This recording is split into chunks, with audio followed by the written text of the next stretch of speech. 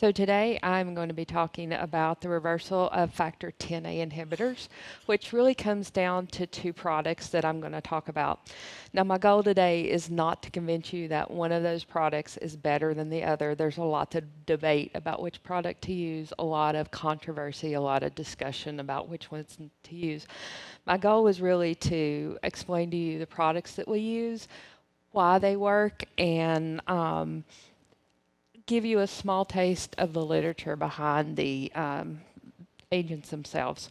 Throughout the presentation, I'm going to use the term reversal agent, which in some ways is a bit of a misnomer. We call these agents reversals. Sometimes they are reversing the product themselves, and sometimes they are reversing the process in general.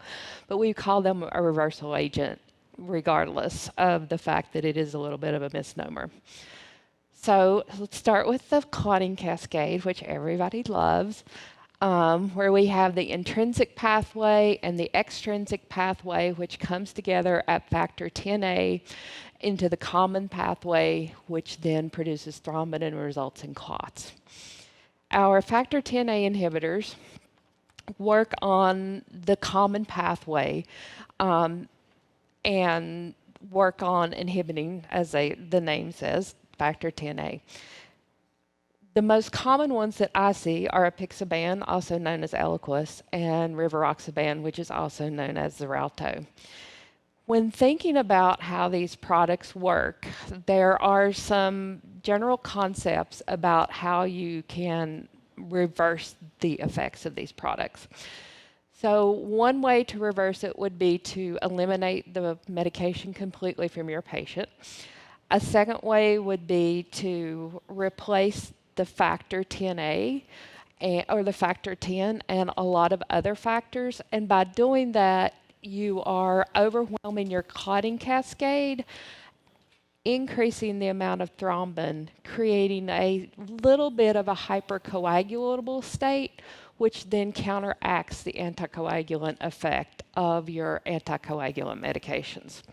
And the third way would be to completely stop your anticoagulant from working. Sequester it off to the side and let your clotting cascade work as if your anticoagulant was not there. Now, the first of these concepts is to somehow eliminate the medication from your patient. There's only two ways to really do that: time and something such as dialysis. Unfortunately, these products are really not dialyzable. And if you're thinking about reversing an anticoagulant, you're probably not willing to wait long enough to have dialysis set up and dialysis to run. Time itself is not in your favor if you are trying to reverse these agents, so you're going to have to wait 5 half-lives, which is going to put you at 2.5 days. So this is something to think about in terms of when your patient had their last dose, but is really not a reversal strategy. When replacing the factors and overwhelming your clotting cascade, FFP does contain all the clotting factors except for platelets. Now, this is not a strategy that you're going to use nowadays. This probably was way back before products were invented. But it does play into one of the products we use called PCC, the concept. So by giving FFP, you will give your patient all the clotting factors they need and create the anticoagulant and counteract the anticoagulant effect. But you've got lots of risk. You're having to give your patient a large volume. You're having to risk anaphylaxis. You're risking an effect called trolley, which is a transfusion-related acute lung injury, not very common, but does happen. And it's going to take some time to give FFP. And despite doing all these and having all these risks, you're only increasing your factors by about 20%, despite all the product and all the effort.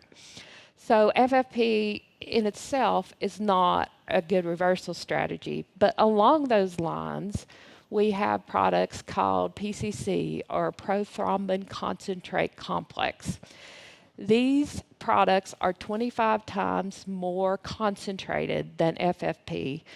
And so the one that you're probably heard of most frequently is Kcentra on the top left. It is a 4-factor PCC product. contains factors 2, 7, 9, and 10, which sound familiar because Kcentra is also our warfarin reversal product.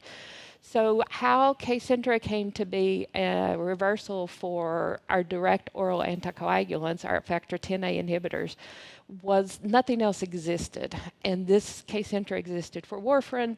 There was no other reversal agent at the time, so Kcentra kind of stepped in and began being studied and was found to have some effect in reversal. Now, Kcentra has been out for quite a while. Now we have a second product under the brand name Balfaxor, which Christus has switched to. Those two products can kind of be used interchangeably. And so both of those products can be used as your reversal agent.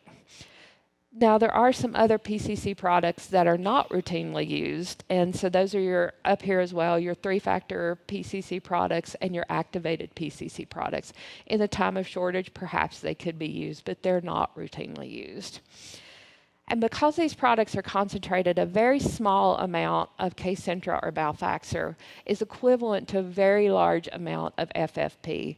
So you're giving all the benefit, an enhanced benefit of FFP without any of the risks. Now, because you are overwhelming the clotting cascade, you're increasing thrombin, you're increasing clots as a way to counteract your anticoagulant, it's very logical to think, am I increasing my patient's clotting risk? So they have looked at this to a certain degree, and they found that plasma itself has a 4.5 risk of clots following administration to reverse your anticoagulant effect. And there's these 4-factor PCC products have about a 3.5%.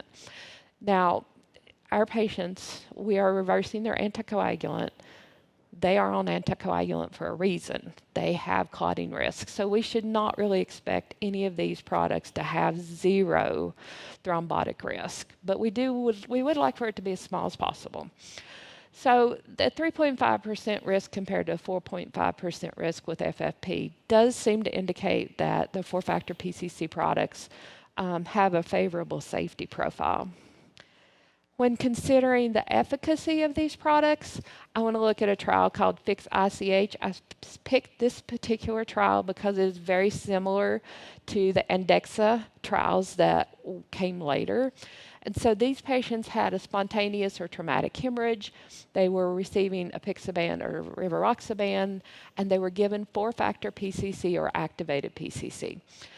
It's important to note there's not a comparator in some of these studies. So this patient was on an anticoagulant, we gave them a reversal, and we documented what happened. We didn't compare it to another product.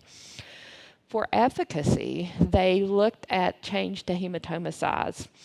And so you were considered to have efficacy if you had either excellent or good hemostasis based on the percentage change of your hematoma. Now, when I first saw this, and I saw that 35% increase in my hematoma size is good hemostasis, I was surprised because that seemed a lot to me. But these are standards that have been used by other studies prior to this. They are established trial standards, and it is an appropriate definition, and it is used in many trials. For the primary efficacy, there was 81.8% of these patients that received 4-factor PCC had excellent or good hemostasis. There was a 19% rate of in-hospital death, and there was a 3.8% risk of thrombus. So we do know that these ICH patients do have a risk of death just in general. They're not always good outcomes. We would like to have that a little lower. There is debate about PCC. Is PCC good enough? Is it doing what we want it to do? I'll leave that debate up to you and lots of other people. But it is a consideration that people talk about. When it comes to dosing these products, the original Kcentra dosing was weight-based for warfarin reversal. And when we started using these for our DOAC reversal, we started using the weight base as well. But over time, there was thoughts about can we get a more fixed dose, a more standard dose that we give to each patient. And so this is from a meta-analysis. And on each block, the top triangle is a weight-based dose, and the second triangle is a fixed dose. So the top box looked at hemostatic efficacy, and there was no difference between a weight-based dose and a fixed dose. The second triangle looked at thrombotic events. There was also no difference.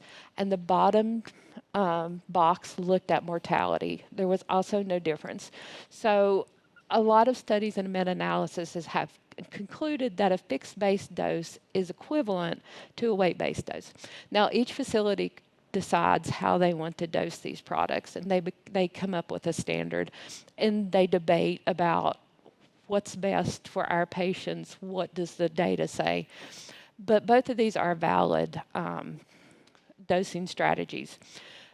The advantage with a fixed-based dose is that it is a smaller dose, so you are being more conscientious as a steward of limited resources, but you're also having a one dose. You're not having to take the time to get a weight on a patient and calculate the dose. So you have the one dose that you're going to give your patient.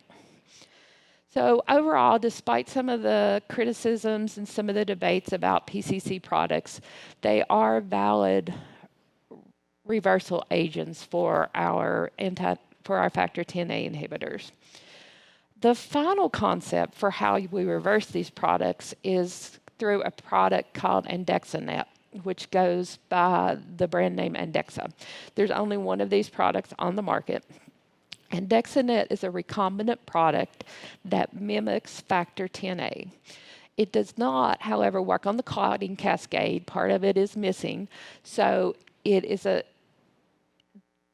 our factor Xa inhibitors see it and bind more tightly to it than they do factor Xa that is in the clotting cascade. So essentially what that means is it takes the anticoagulant, binds it, sequesters it off the side, and it doesn't work anymore. It's just over here on the side, and your clotting cascade is working the way it normally would, which is really a good concept for any medication. But no medication is perfect and without side effects and without efficacy concerns. And this product, in theory, should not have any of those problems, but it does have some debatable issues. When Andexanet alpha was originally approved for market, and Nexa 4 was the trial that helped get it approved, then they did a sub-study that looked at specifically at ICH patients. These patients had blood in their intracranial vault. They were on a factor Xa inhibitor or enoxaparin, and they received Andexanet alpha as a reversal. Now, again, we are not having a comparator. We are giving these patients a reversal and documenting what happens. They excluded patients that had GCS less than 6, hematoma greater than 60 mLs, which clinically they were excluding the patients that had the worst ICHs. These are your bad bleeds, which in practice, if you have Andexanet alpha on your formulary, it is unlikely that you're saying this patient's bleed is so bad, I'm not going to give them Andexanet alpha. You're going to give it the reversal agent, most likely to all patients. But if you put yourself in the investigator's standpoint, it probably is a reasonable thing to do because they are trying to determine if it has an effect. So while part of this is not generalizable to all our practices, it is a reasonable addition to the study. They did look at the exact same hematoma criteria that the previous study did. And Andexanet alpha found an 80% of their patients had excellent or good hemostasis. They had a 15% mortality rate, and the thrombosis risk was 9.3%. So if we compare that to the previous PCC study, the PCC study had an 81.8% efficacy, very similar. The PCCs had a 19% mortality rate, not as good as Andexanet alpha. The PCCs had a 3.8% risk of thrombosis. So Andexanet alpha is showing a higher risk of thrombosis.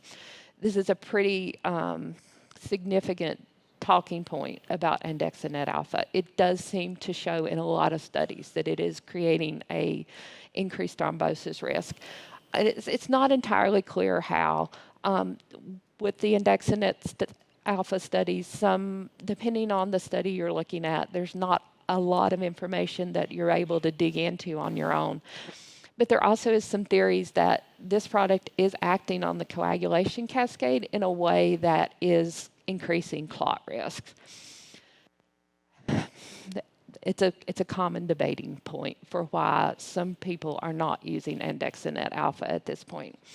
Now, one of the things that the ANDEXA 4 studies looked at was surrogate markers. So they looked at decrease in anti-factor 10A levels.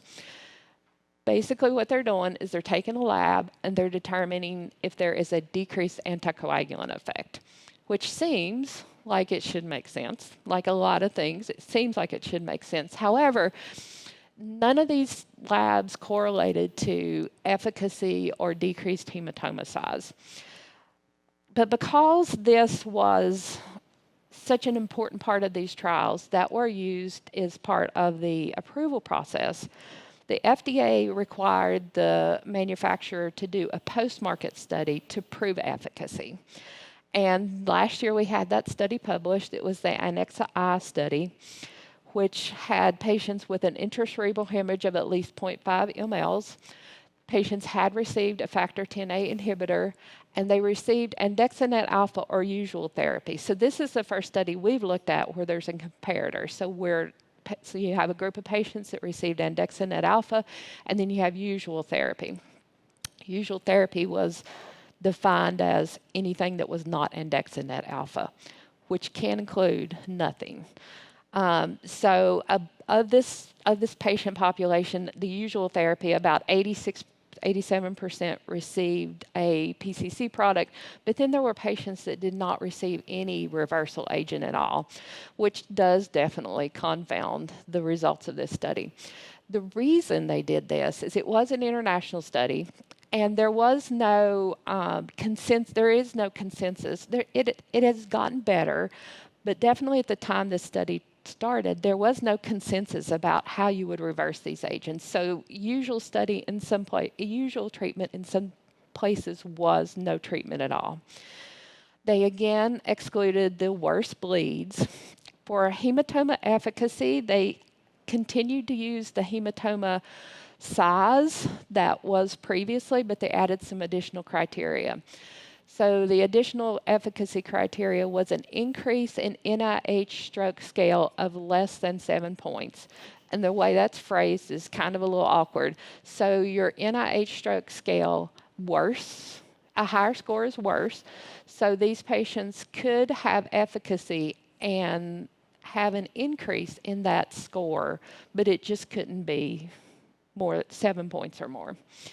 And then they also had patients could not receive any rescue therapy, which it was any additional hemostatic agent at all, or a neurosurgical intervention such as a burr hole or an EVD to decrease or drain the blood. For efficacy, the andexanet alpha had hemostatic efficacy in 67% of the patients. The usual care patients, it was 53.3%. This was statistically significant. And this was the purpose of the study. Despite some of the controversies, the purpose of this study that was mandated by the FDA was to show efficacy.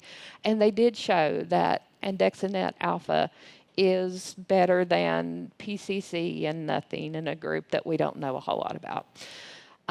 For the safety outcomes, the second boxes, the thrombosis risk in andexanet alpha was 10.3% versus 5.6% for four-factor PCCs. That did seem to be driven in andexanet alpha by ischemic stroke, which is the scary thrombosis that you definitely don't want. Continues to show us that there is some discussion about thrombosis risk with this product. And then death, there was no difference in mortality in the two groups. And you may or may not have noticed, but as I've shown a lot of these graphs. There's different N numbers in a lot of these different studies. There's N numbers for efficacies. There's N numbers for safety. That's also a discussion point for a lot of these trials. This trial in particular, there were 5 different populations. So what they've done is they've taken their entire population in their study and they've carved out subgroups based on the particular analysis. In some cases, that is probably appropriate. But it is also something to keep in mind when looking at a lot of these studies. Are the investigators choosing the analysis group that makes their product look the best? I don't know. But it is something to keep in mind. So andexanet alpha is a legitimate reversal product. It does work with some safety concerns. There are lots of criticisms about this. A lot of the guidelines have already gone forward and said that andexanet alpha should be your preferred product. However, that's not really been widely adapted in practice. A group that I'm a part of did an informal email survey just a couple of weeks ago to ask if you have andexanet alpha on formulary. 100% of the patients had PCC, which you would expect because that is our warfarin reversal product. But only a third of the hospital these were all pharmacists. Only a third of these hospital pharmacists said we have andexanet alpha on formulary. So despite this study being released a year ago, and despite the guidelines saying andexanet alpha is the preferred product, lots and lots of hospitals are not adopting this as their standard for a lot of reasons, and one of which is we're not sure if it really improves mortality. We're not sure if it increases clots, but we do know for sure it's a lot more expensive. And that's really not a decision about whether it's on formulary that most of us are making. At least I'm not. Well, I'm using whatever's on my formulary. But there are really good reasons why people are debating these products. Here's a list of a couple things you want to keep in mind keep in mind when you're thinking about these products and why people are debating. But one additional comment that I saw recently that I wanted to bring up: we don't have andexanet alpha on formulary here. I've never used it. I've never reconstituted it. But some of these pharmacists are saying it is a very extensive process to reconstitute it and can take an hour to an hour and a half, which can delay therapy to your patients. So if this is a product that you're thinking about using or you're thinking about advocating for, those operational processes might be something that you want to think about that is coming up. And if you have questions, I'll take your questions.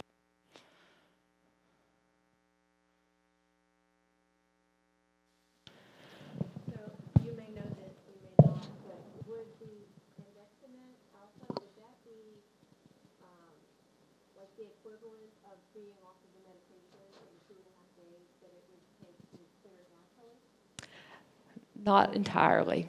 It is definitely, so the andexanet alpha is given as a bolus and then a continuous infusion over a number of hours. During the time when you are on that infusion, it should be the equivalent of not having that medication. There is, once your infusion stops, which I think might be at 12 hours, I can't remember the exact dosing, you do have a rebound effect of having more anticoagulation. Now, whether or not that's just a numbers effect, whether or not that's a clinical effect is a point of debate. But you also can think that at 12 hours, at least part of the risk of your hematoma increasing may be a little less. But yeah, it is definitely.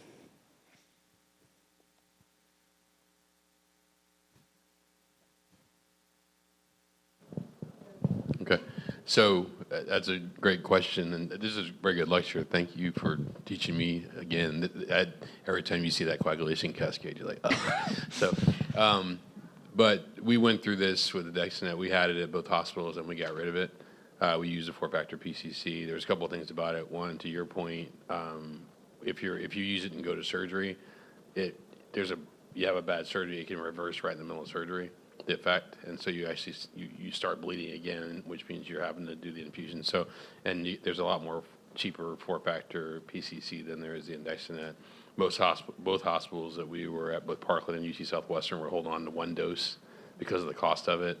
So then one dose is gone, and then, so there's a whole lot of reasons. I think the trend is what you noted. A lot of people just aren't using it anymore. So, but. Any more questions? Okay, thank you all. Have a good lunch. Wait. Oh, Sorry. one more question. Sorry. Tracy, sorry. That here's one just came to my mind. You guys may not know Dr. Fins up at Cornell, Joseph Fins, and he did the book Rights Come to Mind. We were talking when I was in the Netherlands, but I'm just wondering, Tracy, from your perspective of the time you've had here, for a minimally conscious state, MCS patient, at traumatic brain injury, and how do you go about with the clotting cascades and the strategies? How do you go about ethically choosing those dosing strategies for the MCS patient? We have, our P&T committee has reviewed the various dosing strategies. A lot of people have been involved in that discussion. So we have our recommended dosing strategies. So we use flat-based dosing for all of our factor Xa inhibitors. So that is the dosing strategy that we, as Christus, I think Christus, all of Northeast Texas, Christus uses flat-based dosing.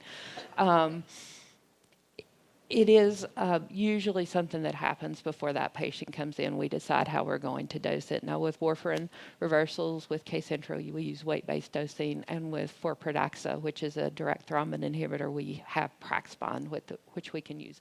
So all those things are set up before the patients ever come in, so we know how we're going to do those dosing. Where it does get a little hairy is if your patient can't talk to you, which a lot of these patients can't, how do you know they're taking their anticoagulant? How do you know when their last dose was? So most often what we're doing is we're doing the best we can. If an anticoagulant is on their patient home med list, we may call someone to ask, do they take this? When did they take their last dose? Are you familiar with it? We may call their pharmacy. Are you getting it filled? Because if they have a script but they never got it filled, well, we know they're not taking it. There aren't great labs that we can look at to determine if this patient is on anticoagulants. So we recently added TEG here. TEG could potentially have a role in determining is this patient on anticoagulant. But based on some of the studies that we've seen with Andexanet alpha, sometimes these numbers don't necessarily align with what we think they're going to be. And a TAG is not an instant lab. It's not a point of care lab. It does take a little bit to run. It will tell you at the end if it's a factor problem, if it's another problem, the reason your patient is bleeding. But as it's running, you have to be able to read what I equivalent to a bunch of squiggly lines, and you have to be able to tell what they mean.